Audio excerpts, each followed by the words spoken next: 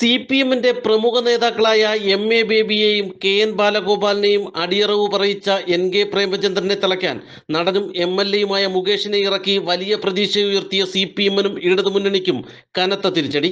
പ്രതീക്ഷിച്ചതുപോലെ തുടർച്ചയായ മൂന്നാം തവണയും കൊല്ലത്ത് NK പ്രേമചന്ദ്രന് ഉജ്ജ്വല വിജയം. പോസ്റ്റൽ വോട്ട് എണ്ണിയ വേളയിൽ ലീഡ് നേടിയ മുകേഷിന് പക്ഷേ വോട്ടിംഗ് മെഷീനിലെ വോട്ടുകൾ എണ്ണിത്തുടങ്ങിയ സമയം മുതൽ താഴേക്ക് പോകേണ്ടി വന്നു. പ്രതീക്ഷയുണ്ടായിരുന്ന പ്രദേശങ്ങളിൽ പോലും ലീഡ് കണ്ടെത്താൻ ഇടതുമുന്നണിക്ക് കഴിഞ്ഞില്ല. വിജയിച്ചാൽ പ്രേമചന്ദ്രൻ BJP-യിലേക്ക് എന്ന രീതിയിൽ വലിയ പ്രചരണം സോഷ്യൽ മീഡിയ വഴി നടത്തിയതൊന്നും വോട്ടർമാർക്കിടയിൽ പ്രേമചന്ദ്രന്റെ ജനകീയത കുറയ്ക്കാൻ കഴിഞ്ഞില്ല.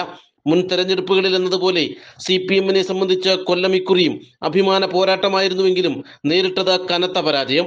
സംസ്ഥാന ജില്ലാ നേതാക്കൾ തന്നെ താഴെത്തട്ടിലുൾപ്പെടെ നേരിട്ട് പ്രചരണം നയിച്ചിട്ടും വിജയം നേടാൻ കഴിയാത്തത് CPM-നെ സംബന്ധിച്ച് വലിയ ചോദ്യചിഹ്നമായി മാറുകയാണ്. പ്രേമചന്ദ്രന്റെ വിജയത്തിൽ കൊല്ലത്തെങ്ങും വലിയ ആഹ്ലാദ പ്രകടനമാണ് പ്രവർത്തകർ നടത്തുന്നത്. പായസവും ലഡുവും ജിലേബിയും ഉൾപ്പെടെ നൽകിയാണ് UDF പ്രവർത്തകരുടെ ആഹ്ലാദം. എതിർ സ്ഥാനാർത്ഥിയെ വ്യക്തിപരമായി ഉൾപ്പെടെ മുകേഷ് അധിക്ഷേപിച്ചപ്പോൾ ആത്മസമീപനം പാലിച്ച് മുന്നേറിയ പ്രേമചന്ദ്രനെ കൊല്ലം ജനത മൂന്നാമതും നെഞ്ചിലേറ്റി. നാട്ടുവാർത്ത, കൊല്ലം.